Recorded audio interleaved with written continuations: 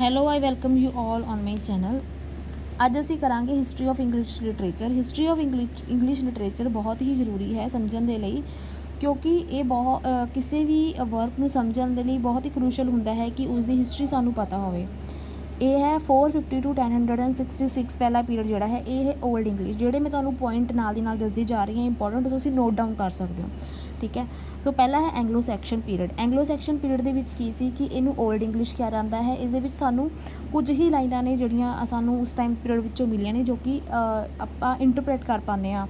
ਜਿਵੇਂ ਕਿ ਇਸ ਪੀਰੀਅਡ 'ਚ ਕਿਹਾ ਜਾਂਦਾ ਹੈ ਕਿ 30,000 ਲਾਈਨਾਂ ਜਿਹੜੀਆਂ ਨੇ ਸਾਨੂੰ ਉਸ ਪੀਰੀਅਡ ਤੋਂ ਮਿਲੀਆਂ ਨੇ, ਠੀਕ ਹੈ। ਬੀਓਵੁਲਫ ਜਿਹੜਾ ਹੈ, ਲਿਖ ਸਕਦੇ ਹੋ ਤੁਸੀਂ ਬੀਓਵੁਲਫ ਜਿਹੜਾ ਹੈ ਇਸ ਪੀਰੀਅਡ ਦਾ ਸਭ ਤੋਂ ਇੰਪੋਰਟੈਂਟ ਵਰਕ ਸੀ। ਤੁਹਾਨੂੰ ਪੁੱਛ ਸਕਦੇ ਹੋ ਕਿ ਸਭ ਤੋਂ ਪਹਿਲਾ ਵਰਕ ਕਿਹੜਾ ਸੀ, ਠੀਕ ਹੈ।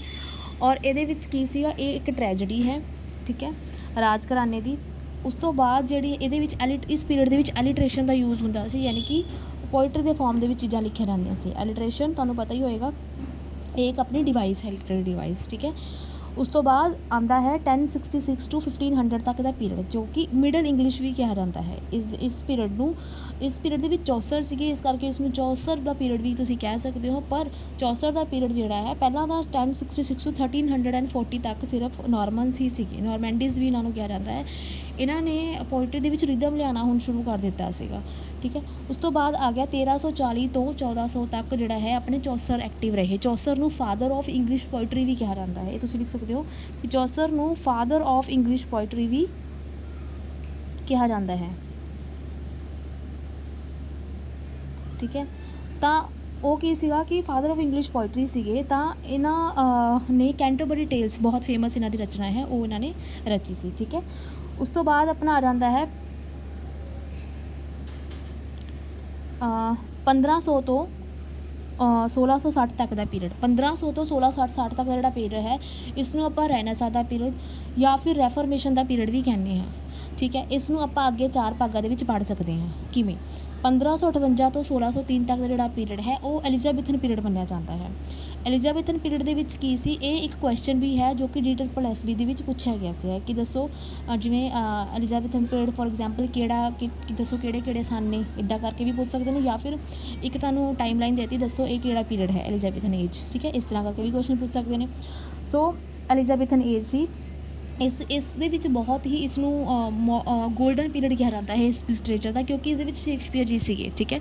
ਸ਼ੇਕਸਪੀਅਰ ਨੇ ਬਹੁਤ ਹੀ ਅੱਛੀ ਟ੍ਰੈਜਡੀਜ਼ ਔਰ ਆਪਣੀ ਕੁਝ ਕਾਮੇਡੀਜ਼ ਵੀ ਲਿਖੀਆਂ ਨੇ, ਕੁਝ ਪੋਇਟਰੀਜ਼, ਸੋਨੇਟ ਦਾ ਵੀ ਇਸ ਟਾਈਮ 'ਤੇ ਬੋਲਬਾਲਾ ਸੀ। ਪੈਟਰਾਰਕਨ ਸੋਨੇਟ ਔਰ ਸਪੈਂਸਰੀਅਨ ਸੋਨੇਟ ਔਰ ਆਪਣਾ ਜਿਹੜਾ ਸ਼ੇਕਸਪੀਅਰੀਅਨ ਸੋਨੇਟ, ਇਹ ਸਾਰੇ ਤੁਹਾਨੂੰ ਪਤਾ ਹੋਣੇ ਚਾਹੀਦੇ ਨੇ ਇਹਨਾਂ ਵਿੱਚ ਕੀ ਡਿਫਰੈਂਸ ਹੈ, ਠੀਕ ਹੈ।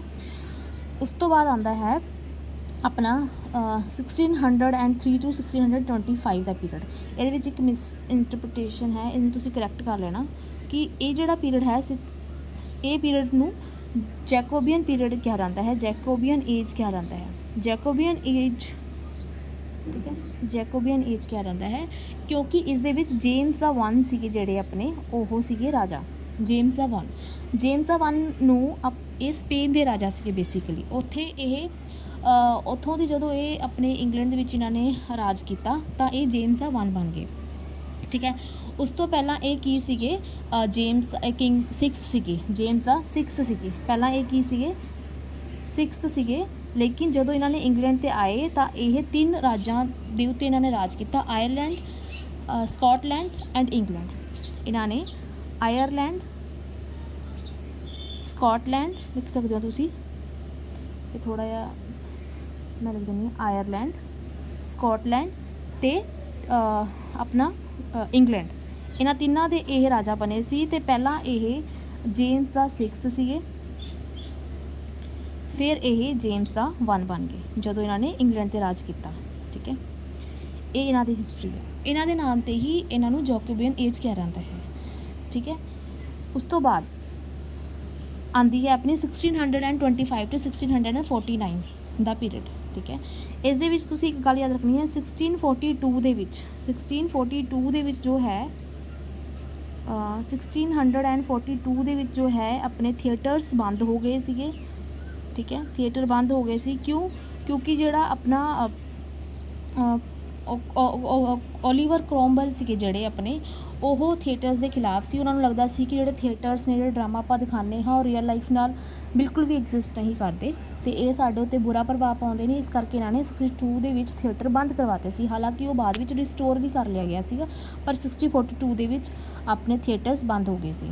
ਠੀਕ ਹੈ, ਉਸ ਤੋਂ ਬਾਅਦ ਆਉਂਦਾ ਹੈ 1625 to 1649 ਦਾ ਪੀਰੀਅਡ, ਜਿਸ ਦੇ ਵਿੱਚ ਜਿਹਨੂੰ ਕਿ ਕੈਰੋਲਾਈਨ ਏਜ ਕਿਹਾ ਜਾਂਦਾ ਹੈ। ਠੀਕ ਹੈ, ਇਸ ਨੂੰ ਕਿਹਾ ਜਾਂਦਾ ਹੈ ਕੈਰੋਲਾਈਨ ਏਜ, ਇਹਦੇ ਨਾਲ ਹੀ ਕਨੈਕਟ ਹੋਊਗਾ। ਸੋ ਕੈਰੋਲਾਈਨ ਏਜ ਦੇ ਵਿੱਚ ਜਿਹੜੇ ਸੀ ਚਾਰਲਸ ਦਾ 1 ਸੀਗੇ, ਜਿਹੜੇ ਆਪਣੇ ਉਹ ਰਾਜਾ ਸੀ ਚਾਰਲਸ ਦਾ 1। ਚਾਰਲਸ ਦਾ 1 ਨੂੰ ਬੀਹੈਡ ਕਰ ਦਿੱਤਾ ਗਿਆ ਸੀ, ਇਹਨਾਂ ਨੂੰ ਮਰਵਾ ਦਿੱਤਾ ਗਿਆ ਸੀ ਪ੍ਰਜਾ ਦੇ ਸਾਹਮਣੇ। ਠੀਕ ਹੈ, ਕਿਉਂਕਿ ਇਹਨਾਂ ਨੂੰ ਲੋਕ ਇਹਨਾਂ ਦੀ ਨੀਤੀਆਂ ਨੂੰ ਅੱਛਾ ਨਹੀਂ ਸਮਝਦੇ ਸਨ। ਹੁਣ ਤੁਸੀਂ ਇਹ ਯਾਦ ਰੱਖਣਾ ਹੈ ਕਿ ਐਲਿਜ਼ਾਬੈਥਨ ਏਜ ਦੇ ਵਿੱਚ ਆਪਣੇ ਜਿਹੜੇ ਸਭ ਤੋਂ ਇੰਪੋਰਟੈਂਟ ਰਾਈਟਰ ਨੇ, ਜਿਹੜੇ ਕਿ ਆਪਣੇ ਸਿਲੇਬਸ ਦੇ ਵਿੱਚ ਵੀ ਨੇ, ਮਾਰਲੋ, ਸ਼ੇਕਸਪੀਅਰ ਐਂਡ ਸਪੈਂਸਰ, ਇਹਨਾਂ ਨੂੰ ਆਪਾਂ ਡੀਪਲੀ ਪੜ੍ਹਨਾ ਹੈ। ਠੀਕ ਹੈ, ਸਪੈਂਸਰ ਨੂੰ ਮੋਸਟਲੀ ਉਹਨਾਂ ਦੀ ਪੋਇਟਰੀਜ਼ ਕਰਕੇ ਜਾਣਿਆ ਜਾਂਦਾ ਹੈ। ਸ਼ੇਕਸਪੀਅਰ ਨੂੰ ਟ੍ਰੈਜਡੀਜ਼ ਵੀ ਲਿਖੀਆਂ ਨੇ ਇਹਨਾਂ ਨੇ, ਕਾਮੇਡੀਜ਼ ਵੀ, ਇਹਨਾਂ ਨੂੰ ਤਾਂ ਆਪਾਂ ਛੱਡ ਹੀ ਨਹੀਂ ਸਕਦੇ। ਪਰ ਮਾਰਲੋ ਦੀ ਵੀ ਟ੍ਰੈਜਡੀਜ਼ ਨੇ, ਜਿਵੇਂ ਡੀਡੋ, ਕੁਈਨ ਦਾ ਕੈਥਰੇਜ, ਇਹ ਸਾਰੀ ਇਹਨਾਂ ਦੇ ਵਰਕਸ ਨੇ। ਫੋਸਟਰਸ, ਡਾਕਟਰ ਫੋਸਟਰਸ, ਵੈਰੀ ਇੰਪੋਰਟੈਂਟ, ਇਹਨਾਂ ਦੇ ਇਹ ਵਰਕਸ ਆਪਾਂ ਨੇ ਇੰਪੋਰਟੈਂਟਲੀ ਕਵਰ ਕਰਨੇ ਨੇ। ਠੀਕ ਹੈ, ਉਸ ਤੋਂ ਬਾਅਦ ਆਉਂਦਾ ਹੈ 1649 to 1660 ਦੇ ਵਿੱਚ ਕਾਮਨਵੈਲਥ ਏਜ। ਇਹਨੂੰ ਤੁਸੀਂ ਆ ਸਾਰੇ ਨਾਮ ਦੇਖ ਰਹੇ ਹੋ, ਕਾਮਨਵੈਲਥ ਏਜ ਵੀ ਕਹਿ ਦਿੰਦੇ ਨੇ, ਪਿਊਰਿਟਨ ਏਜ ਵੀ ਕਹਿ ਦਿੰਦੇ ਨੇ। ਠੀਕ ਹੈ, ਪਿਊਰਿਟਨ ਕਿਉਂਕਿ ਪਿਊਰਿਟਨਸ ਜਿਹੜੇ ਸੀਗੇ ਇਹ ਸਟ੍ਰਿਕਟਲੀ ਬਾਈਬਲ ਨੂੰ ਫੋਲੋ ਕਰਦੇ ਸੀਗੇ ਅਤੇ ਇਹ ਹੋਰ ਕਿਸੇ ਨੂੰ ਇੱਕ ਰੈਵੋਲੂਸ਼ਨਰੀ ਟਾਈਪ ਦੇ ਬੰਦੇ ਸੀਗੇ। ਠੀਕ ਹੈ, ਇਸ ਦੇ ਵਿੱਚ ਹੀ ਮਿਲਟਨ ਆਪਣੇ ਫੋਲ ਕਰਦੇ ਸੀ। ਮਿਲਟਨ ਆਪਣੇ ਪਿਊਰਿਟਨ ਸੀਗੇ ਇੱਕ। ਓਲੀਵਰ ਕ੍ਰੋਮਵੈਲ ਜਿਹੜੇ ਸੀਗੇ ਉਹਨਾਂ ਨੂੰ ਮਿਲਟਨ ਜਿਹੜੇ ਸੀ ਬਹੁਤ ਮੰਨਦੇ ਸੀਗੇ।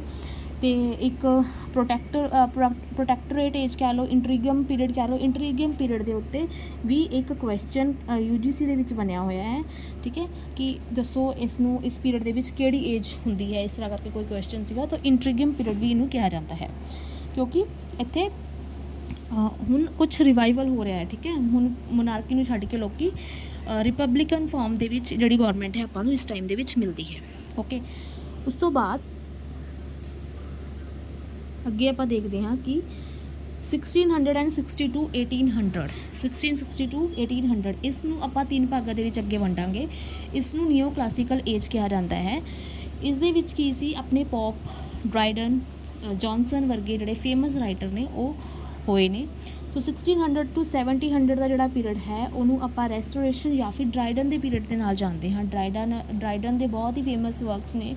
ਇਹਨਾਂ ਨੇ ਮੈਕਫਲੈਕ ਨੂੰ, ਥਾਮਸ ਸ਼ੈਡਵੈਲ ਨੂੰ ਕਿੱਦਾਂ ਸਟਾਇਰਾਈਜ਼ ਕੀਤਾ, ਹਿੰਡ ਐਂਡ ਦਾ ਪੈਂਥਰ ਲਿਖੀ ਹੈ।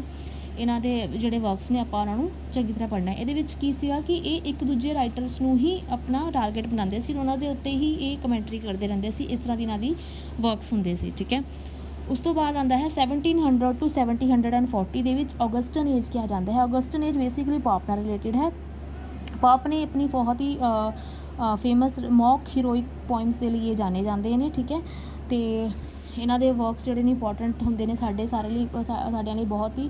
ਇਹਨਾਂ ਨੇ ਰੇਪ ਆਫ ਦੀ ਲੌਕ ਜਿਹੜੀ ਹੈ ਇਹਨਾਂ ਦੀ ਬਹੁਤ ਹੀ ਫੇਮਸ ਰਚਨਾ ਹੈ ਉਹ ਲਿਖੀ ਹੈ। ਠੀਕ ਹੈ, ਉਸ ਤੋਂ ਬਾਅਦ 1614 to 1800 ਤੱਕ ਦਾ ਜਿਹੜਾ ਪੀਰੀਅਡ ਹੈ ਇਹਨੂੰ ਏਜ ਆਫ ਸੈਂਸੀਬਿਲਿਟੀ ਜਾਂ ਫਿਰ ਟ੍ਰਾਂਜੀਸ਼ਨ ਏਜ ਜਾਂ ਫਿਰ ਜੌਨਸਨ ਏਜ ਦੇ ਨਾਮ ਨਾਲ ਜਾਣਿਆ ਜਾਂਦਾ ਹੈ। ਜੌਨਸਨ ਨੇ, ਡਾਕਟਰ ਸੈਮੂਅਲ ਜੌਨਸਨ ਨੇ ਇਸ ਪੀਰੀਅਡ ਦੇ ਵਿੱਚ ਬਹੁਤ ਹੀ ਫੇਮਸ ਦੁਨੀਆ ਦੀ ਫਸਟ ਜਿਹੜੀ ਆਪਣੀ ਡਿਕਸ਼ਨਰੀ ਹੈ ਉਹ ਕੰਪਾਈਲ ਕੀਤੀ ਸੀ।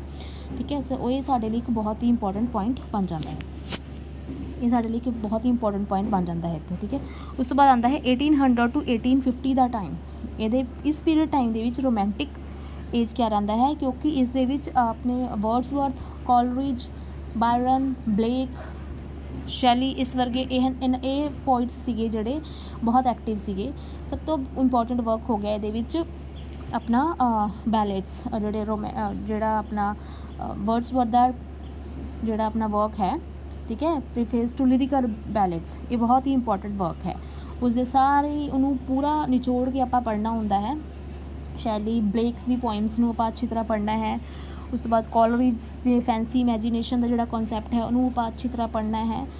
ਹੋਰ ਵੀ ਬਹੁਤ ਇੰਪੋਰਟੈਂਟ ਇਸ ਦੇ ਵਿੱਚ ਹੈ। ਇਸ ਦੇ ਵਿੱਚ ਬੇਸਿਕਲੀ ਜਿਹੜਾ ਹੈ ਪੋਇਟ ਇੱਕ ਨੇਚਰ ਨੂੰ ਰਿਕਾਲ ਕਰਦਾ ਹੈ, ਕਿਉਂਕਿ ਇਸ ਟਾਈਮ ਪੀਰੀਅਡ ਦੇ ਵਿੱਚ ਕੀ ਸੀ, ਫਰੈਂਚ ਰੈਵੋਲਿਊਸ਼ਨ ਹੋਈ ਸੀ। ਸਭ ਤੋਂ ਇੰਪੋਰਟੈਂਟ ਗੱਲ ਹੈ ਕਿ ਫਰੈਂਚ ਰੈਵੋਲਿਊਸ਼ਨ ਹੋਈ ਸੀ ਤਾਂ ਫ੍ਰੈਂਚ ਰੈਵੋਲੂਸ਼ਨ ਦਾ ਇੰਪੈਕਟ ਜਿਹੜਾ ਹੈ ਉਸ ਨੂੰ ਦੇਖਦੇ ਹੋਏ ਹੀ ਲੋਕ ਜਿਹੜੇ ਨੇ ਨੇਚਰ ਵੱਲ ਦੁਬਾਰਾ ਜਾ ਰਹੇ ਸੀ, ਅਤੇ ਉਸ ਦੇ ਉੱਤੇ ਪੋਇਟਸ ਹਿਊਮਨ ਵੈਲਿਊਜ਼ ਦੇ ਉੱਤੇ ਪੋਇਮਸ ਜਿਹੜੀਆਂ ਨੇ ਲਿਖ ਰਹੇ ਸੀ। ਠੀਕ ਹੈ, ਤਾਂ ਉਸ ਤੋਂ ਬਾਅਦ ਆਉਂਦਾ ਹੈ 1830 to 1901 ਦਾ ਪੀਰੀਅਡ, ਜੋ ਕਿ ਵਿਕਟੋਰੀਅਨ ਏਜ ਹੈ। ਵਿਕਟੋਰੀਅਨ ਏਜ ਦੇ ਵਿੱਚ ਕੀ ਹੈ, ਕੁਈਨ ਵਿਕਟੋਰੀਆ ਜਿਹੜੀ ਹੈ ਰੇਨ ਦੇ ਵਿੱਚ ਆ ਗਈ ਸੀ, ਉਹਨਾਂ ਨੇ ਰਾਜ ਕਰਨਾ ਸ਼ੁਰੂ ਕਰ ਦਿੱਤਾ ਸੀ। ਤੋ ਇਸ ਦੇ ਵਿੱਚ ਕੀ ਸੀਗਾ, ਇਸ ਪੀਰੀਅਡ ਨੂੰ ਆਪਾਂ ਦੋ ਭਾਗਾਂ ਦੇ ਵਿੱਚ ਅਗੇਨ ਫਿਰ ਵੰਡ ਸਕਦੇ ਹਾਂ। ਪਹਿਲਾ ਹੈ ਪ੍ਰੀ ਰੈਫਲਾਈਟ, ਜਿਨ੍ਹਾਂ ਕਿ ਪ੍ਰੀ ਰੈਫਲਾਈਟ ਜਿਹੜੇ ਕਿ ਆਪਣਾ 1848 to 1860 ਦਾ ਪੀਰੀਅਡ ਮੰਨਿਆ ਜਾਂਦਾ ਹੈ। ਔਰ ਇਸ ਪੀਰੀਅਡ ਦੇ ਵਿੱਚ ਕੀ ਸੀ ਕਿ ਲੋਕੀ ਦੁਬਾਰਾ ਕਹਿ ਰਹੇ ਸੀ ਕਿ ਪੋਇਟਰੀ ਨੂੰ ਜਾਂ ਵਰਕ ਨੂੰ ਆਪਾਂ ਉੱਦਾਂ ਹੀ ਪੜ੍ਹਨਾ ਹੈ ਜਿੱਦਾਂ ਕਿ ਉਹ ਹੁੰਦਾ ਹੈ, ਉਹਦੀ ਐਕਚੁਅਲ ਫਾਰਮ ਦੇ ਵਿੱਚ, ਉਹਨੂੰ ਐਂਟਰਟੇਨਮੈਂਟ ਦੇ ਲਈ ਪੜ੍ਹਨਾ ਹੈ। ਐਸਥੈਟਿਕ ਫਾਰਮ ਦੇ ਉੱਤੇ ਜ਼ਿਆਦਾ ਜ਼ੋਰ ਦੇ ਰਹੇ ਸੀ। ਇਸ ਨੂੰ ਡੈਕੇਡੈਂਟ ਏਜ ਵੀ ਕਿਹਾ ਜਾ ਸਕਦਾ ਹੈ, ਐਸਥੈਟਿਕ ਏਜ ਕਹਿ ਲਓ, ਪ੍ਰੀ ਰੈਫਲਾਈਟ ਦੀ ਏਜ ਕਹਿ ਲਓ। ਸੋ ਇਹ ਸਾਰੀਆਂ ਏਜ ਇਸ ਦੇ ਵਿੱਚ ਇਨਕਲੂਡ ਹੁੰਦੀਆਂ ਨੇ। ਠੀਕ ਹੈ, ਉਸ ਤੋਂ ਬਾਅਦ ਆ ਜਾਂਦਾ ਹੈ 1901 to 1914 ਦਾ ਪੀਰੀਅਡ, ਇਹਨੂੰ ਆਪਾਂ ਐਡਵਰਡੀਅਨ ਏਜ ਵੀ ਕਹਿ ਸਕਦੇ ਹਾਂ। ਠੀਕ ਹੈ, ਜਾਂ ਫਿਰ ਐਡਵਰਡੀਅਨ ਏਜ ਵੀ ਉਸ ਤੋਂ ਬਾਅਦ ਆਉਂਦਾ ਹੈ ਪੀਰੀਅਡ 1914 to 1939 ਦਾ। ਹੁਣ ਇਸ ਦੇ ਵਿੱਚ ਕੀ ਸੀਗਾ, ਇਸ ਟਾਈਮ ਤੱਕ ਜਿਹੜੀ ਹੈ ਵਰਲਡ ਵੋਰ ਸ਼ੁਰੂ ਹੋ ਗਈ ਸੀ। ਵਰਲਡ ਵੋਰ ਕਰਕੇ ਲੋਕੀ ਜਿਹੜਾ ਹੈ ਉਹਨਾਂ ਦਾ ਦਿਮਾਗ ਜਿਹੜਾ ਹੈ ਉਸ ਟਾਈਮ 'ਤੇ ਇਨਸਟੇਬਲ ਹੋ ਗਿਆ ਸੀ ਬਹੁਤ ਜ਼ਿਆਦਾ। ਸੋ ਮਾਡਰਨ ਏਜ ਔਰ ਤੁਸੀਂ ਨਾ ਇੱਕ ਕੰਮ ਕਰਨਾ ਹੈ, ਤੁਸੀਂ ਐਡਵਰਡੀਅਨ ਏਜ ਔਰ ਜਾਰਜੀਅਨ ਏਜ ਦੇ ਬਾਰੇ ਆਪਣੇ ਆਪ ਪਤਾ ਕਰਨਾ ਹੈ, ਕਿਉਂਕਿ ਇਸ ਦੇ ਵਿੱਚ ਕੁਐਸਚਨ ਬਣਦੇ ਨੇ। ਠੀਕ ਹੈ, ਇੱਥੇ ਥੋੜ੍ਹਾ ਸਰਚ ਕਰਨਾ। ਉਸ ਤੋਂ ਬਾਅਦ ਆ ਗਿਆ ਮਾਡਰਨ ਏਜ। ਮਾਡਰਨ ਏਜ ਦੇ ਵਿੱਚ ਲੋਕ ਕੀ ਹੈ, ਕ੍ਰਿਟੀਕਲੀ ਐਨਾਲਾਈਜ਼ ਕਰਨ ਲੱਗ ਗਏ ਸੀਗੇ ਵਰਕਸ ਨੂੰ, ਜਿਵੇਂ ਕਿ ਆਈ ਏ ਰਿਚਰਡਸ ਹੋ ਗਏ, ਆਪਣੇ ਆਪਣਾ ਕਲੀਨਥ ਬਰੂਕ ਹੋ ਗਏ, ਔਰ ਹੋਰ ਵੀ ਬਹੁਤ ਸਾਰੇ ਜਿਹੜੇ ਨੇ ਕ੍ਰਿਟੀਕਲੀ ਐਨਾਲਾਈਜ਼ ਕਰਨ ਲੱਗੇ ਸੀ। ਫੋਰ ਐਗਜ਼ਾਮਪਲ ਫਰੂਡ ਨੇ ਕਹਿਤਾ ਸੀਗਾ ਇਸ ਟਾਈਮ ਦੇ ਉੱਤੇ ਕਿ ਜਿਹੜਾ ਆਪਾਂ ਇਨਸਾਨ ਦੀ ਆਪਣਾ ਦਿਮਾਗ ਹੈ ਉਹ 3 ਭਾਗਾਂ ਦੇ ਵਿੱਚ ਕੰਮ ਕਰਦਾ ਹੈ, ਇਡ, ਕੌਨਸ਼ੀਅਸ, ਇਡ ਈਗੋ ਜਿਹੜਾ ਕਨਸੈਪਟ ਆ ਗਿਆ ਸੀ, ਕੌਨਸ਼ੀਅਸ ਅਨਕੌਨਸ਼ੀਅਸ ਦਾ ਕਨਸੈਪਟ ਆ ਗਿਆ ਸੀ, ਕਲੀਨਿਕਲ ਟਰਮ ਦੇ ਨਾਲ ਜੋੜ ਕੇ ਦੇਖਿਆ ਜਾਣ ਲੱਗ ਗਿਆ ਸੀਗਾ। ਠੀਕ ਹੈ, ਤਾਂ ਬਹੁਤ ਸਾਰੇ ਹੁਣ ਬਦਲਾਵ ਜਿਹੜੇ ਸੀਗੇ ਆ ਰਹੇ ਸੀ। ਪਹਿਲਾਂ ਤਾਂ ਉਸਨੂੰ ਕਿਸੇ ਹੋਰ ਤਰੀਕੇ ਨਾਲ ਆਪਣੇ ਵਰਕਸ ਨੂੰ ਦੇਖਦੇ ਸੀ, ਬਟ ਹੁਣ ਜਿਹੜਾ ਹੈ ਉਹਨੂੰ ਕ੍ਰਿਟੀਕਲੀ ਐਨਾਲਾਈਜ਼ ਕਰਨ ਲੱਗ ਗਏ ਸੀ ਲੋਕੀ। ਆਈ ਏ ਰਿਚਰਡਸ ਜਿਵੇਂ ਹੋ ਗਏ, ਇਹਨਾਂ ਨੇ ਨਿਊ ਕ੍ਰਿਟਿਸਿਜ਼ਮ ਦਾ ਕਨਸੈਪਟ ਦਿੱਤਾ। ਸਟਰਕਚਰਲਿਜ਼ਮ ਜੋ ਹੈ ਉਹ ਕਿਤੇ ਨਾ ਕਿਤੇ ਡਿਵੈਲਪ ਹੋਣ ਲੱਗ ਗਿਆ ਸੀਗਾ। ਲੋਕ ਜਿਹੜੇ ਨੇ ਵਰਕ ਨੂੰ ਸਿਰਫ ਕਲੋਜ਼ ਐਨਾਲਿਸਿਸ ਵਰਕ ਦੇ ਥਰੂ ਉੱਦਾਂ ਹੀ ਪੜ੍ਹਦੇ ਸੀ ਜਿਵੇਂ ਕਿ ਵਰਕ ਨੂੰ ਦੇਖਣਾ ਚਾਹੀਦਾ ਆਪਣੇ ਪਰਸਪੈਕਟਿਵ ਨਾਲ। ਠੀਕ ਹੈ, ਸੋ ਇਹ ਕੁਝ ਗੱਲਾਂ ਜਿਹੜੀਆਂ ਨੇ ਮਾਡਰਨ ਏਜ ਦੇ ਵਿੱਚ ਸੀਗੀਆਂ। ਹੁਣ 1939 to 1945 ਦਾ ਜਿਹੜਾ ਪੀਰੀਅਡ ਹੈ, ਇਹਨੂੰ ਵੀ ਆਪਾਂ ਮਾਡਰਨ ਪੀਰੀਅਡ ਦੇ ਵਿੱਚ ਹੀ ਲੈ ਕੇ ਚੱਲ ਪੈਂਦੇ ਹਾਂ ਕਿ ਇਸ ਦੇ ਵਿੱਚ ਵੀ ਉਹੀ ਹੋ ਰਿਹਾ ਸੀ ਕਿ